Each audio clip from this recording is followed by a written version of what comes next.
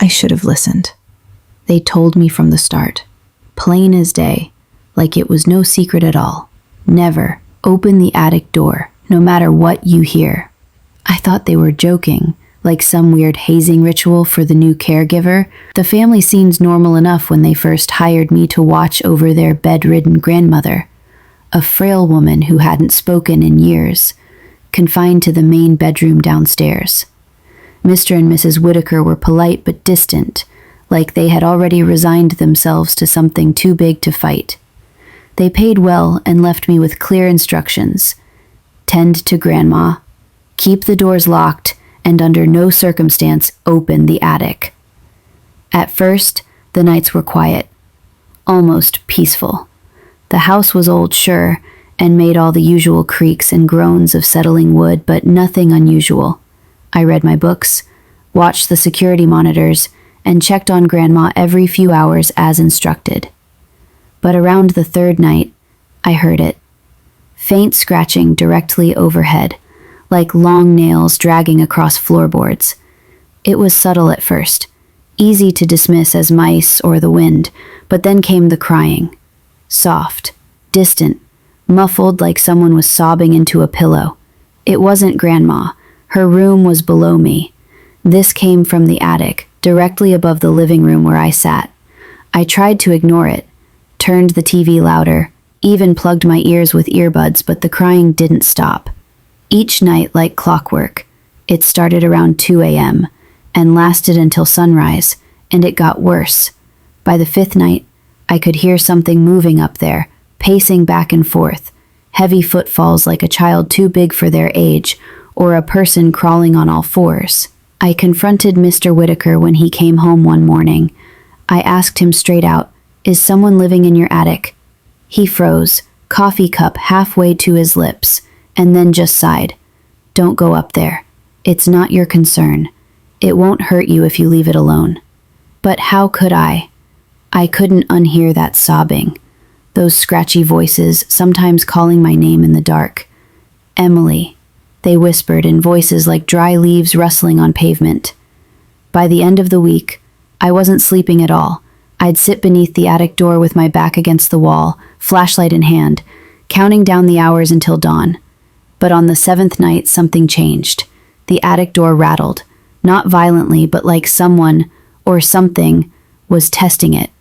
Light taps followed by a slow, deliberate scratching at the edges, like fingernails searching for a crack to slip through. That's when I made my mistake. I grabbed the attic key from the drawer where the Whitakers foolishly left it and waited until the house was dead silent. Around 2:30 a.m., I climbed the creaky staircase, heart pounding so loud it drowned out the whispering voices beyond the door. I hesitated, hand trembling on the doorknob, when I heard it. A voice on the other side, fragile and broken, whimpering, "Please help me. I can't breathe, please." I told myself it was a trick. I told myself it couldn't be real, but compassion got the better of me. I unlocked the door and slowly pushed it open. The attic smelled like old wood and something fouler, wet fur maybe, or spoiled meat. My flashlight beam cut through the darkness, illuminating piles of dusty furniture and old trunks. For a moment, it looked empty, just another forgotten storage space. But then I saw her, hunched in the far corner, knees tucked to her chest, tangled hair falling over a face I could barely see. She was wearing a tattered nightgown, thin as tissue paper, her skin pale and stretched over bone. "Are you okay?" I whispered, stepping closer. That's when she lifted her head, and I realized why the family never spoke of her. Her eyes were sunken but wide, almost too large for her face, reflecting my flashlight like an animal caught in the dark. Her mouth moved, but the words didn't match the sound.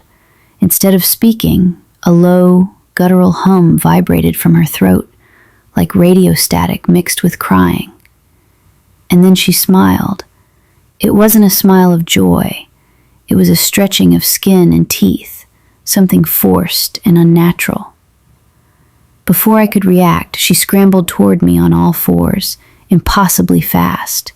I stumbled back, nearly tumbling down the stairs as she reached for me, fingers crooked and gnarled like broken twigs.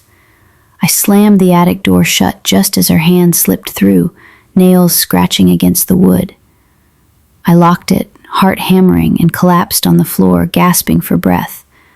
But it didn't end there. For the rest of the night, she pounded on the door, softly at first, then harder, until the whole ceiling shook with her rage. And beneath the pounding, I heard the voices of the Whitaker family, not the real ones, but warped imitations, calling out my name in perfect unison, begging me to come back upstairs. Morning came, and the pounding stopped. I told Mr. Whitaker everything. I expected him to be furious. Instead, he just sighed again, heavier this time, and said she was our daughter, once, before the sickness. He wouldn't explain what sickness, only that it started years ago with nightmares and strange behaviors, and ended with them locking her away to protect the rest of the family. We tried doctors, priests, everything. Nothing worked. Now we just keep her contained and pray she never gets out. I told them I quit. I packed my things and left before sunset, refusing the final paycheck they offered like hush money. But the story doesn't end there. 2 nights later, alone in my apartment, I heard it. A soft knock at my door at exactly 2:30 a.m., followed by a voice on the other side, small and broken, whispering, "Please help me. I can't breathe." I moved out the next day. Changed my number. I thought I'd escaped it. But sometimes, late at night, when the world is quiet, I swear I still hear scratching above me, and a girl's voice softly crying for help, waiting for someone foolish enough to open the door. And I tried to put the whole ordeal behind me, but curiosity gnawed at me like a festering wound. I returned to the neighborhood once just to see if the house was still standing. From across the street, I saw the attic window cracked open, a pale figure watching from the shadows. I didn't stay long. The nightmares came after that. I'd dream of walking through the house at night, the floorboards groaning beneath my feet, and the attic door swinging wide open on its own. Sometimes I'd see her face in the dreams, stretched and wrong, smiling like a mask peeled back too far.